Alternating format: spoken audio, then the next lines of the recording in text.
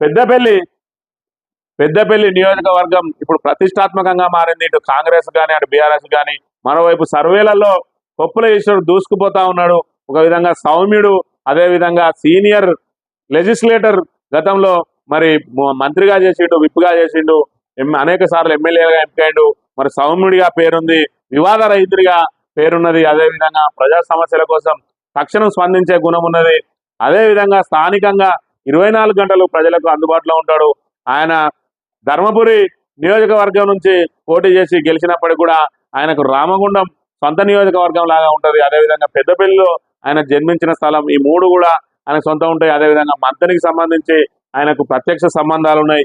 ఈ విధంగా మరి ఒకవైపు కొప్పుల ఈశ్వర్ ఎన్నికల రంగంలో దూసుకుపోతా ఉంటే, మరోవైపు కొత్తగా వచ్చిన వంశీకి ఇంకా పరిచయ కార్యక్రమాలే పూర్తి కాలేదు.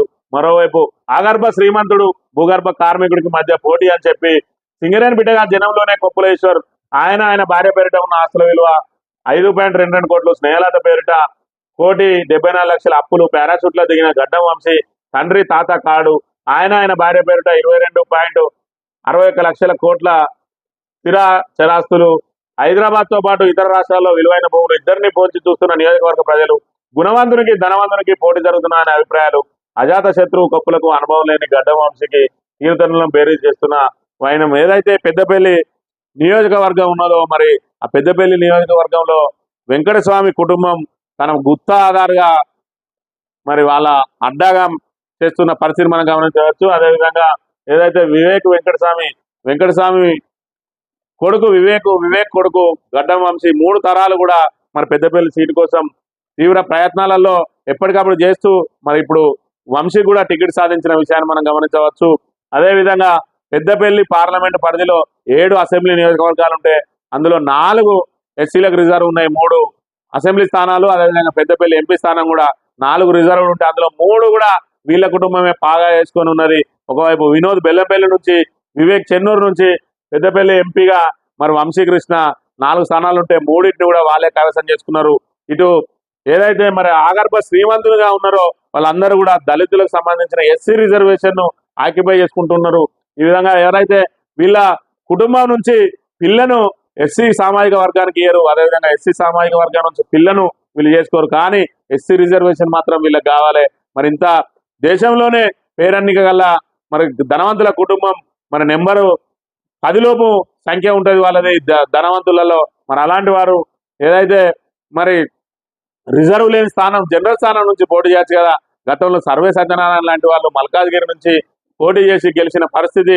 అలాంటి జనరల్ స్థానంలో చేయకుండా కేవలం ఎస్సీలను అడ్డుకోవడం కోసం ఎస్సీ రిజర్వ్డ్ స్థానాల్లో మాత్రమే వీళ్ళుండి ఇక్కడ నిజమైన ఏదైతే కింది స్థాయిలో ఉండే ఎస్సీల అవకాశాలన్నీ కూడా దోచుకుంటున్నారు. మరోవైపు గుణవంతునికి ధనవంతునికి పోటీ జరగబోతా ఉన్నది. ఈయన భూగర్భ కార్మికుడు, ఈయన ఆగర్భ శ్రీమంతుడు. మరి ఈయన నిత్యం అందుబాటులో ఉంటాడు. ఈయన ఏదైతే వీకెండ్ మరి వచ్చిపోతా ఉంటాడు.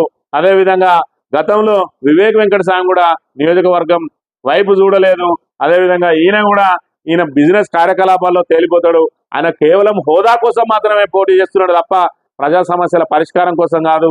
అదేవిధంగా ఈయనకి ఏ విధమైన అనుభవం లేదు, రాజకీయ అనుభవం లేదు, పార్టీలలో కూడా పనిచేసిన అనుభవం లేదు. ఈయన కనుక పార్లమెంటుకు పోతే ప్రజల సమస్యలు మరి ఏ విధంగా పరిష్కారం అవుతాయి. అదేవిధంగా సింగరేణి పరివాహక ప్రాంతం పెద్దపల్లి జిల్లా, పెద్దపల్లి మరి నియోజకవర్గ పరిధిలో ఎక్కువగా ఉన్నది.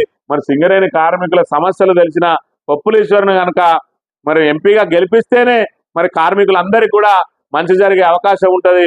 మరోవైపు సింగరేణి కార్మికుల సమస్యలను ప్రత్యేక ఎజెండాగా ఆయన ప్రత్యేక మేనిఫెస్టో కూడా రూపొందించుకుంటున్న పరిస్థితి. మరోవైపు ఐటీ రద్దు కోసం కూడా ప్రయత్నం చేస్తా అని చెప్పి ఆయన మేనిఫెస్టో త్వరలో ప్రకటించడానికి మేనిఫెస్టో సిద్ధం చేసుకుంటా ఉన్నాడు. అదేవిధంగా అసంఘటిత కార్మికులకు మరి కనీస వేతనం అమలు చేయడానికి, హైపవర్ కమిటీ వేతనాలు అమలు చేయడానికి, అదేవిధంగా ఉద్యోగ భద్రత కల్పించడానికి పార్లమెంట్లో గలమెత్తి నన్ను పార్లమెంటుకు పంపించాలని చెప్పి కూడా ఆయన స్వయంగా ఒక్కొక్కరి వద్దకు వెళ్ళి ఓట్లాడుతున్న పరిస్థితి. ఆయనకున్న పరిచయాల దృష్ట్యా మరోవైపు అజాత శత్రువు అయిన కొప్పుల ఈశ్వర్ను ప్రజలందరూ కూడా సాధారణంగా ఆహ్వానిస్తున్న పరిస్థితి.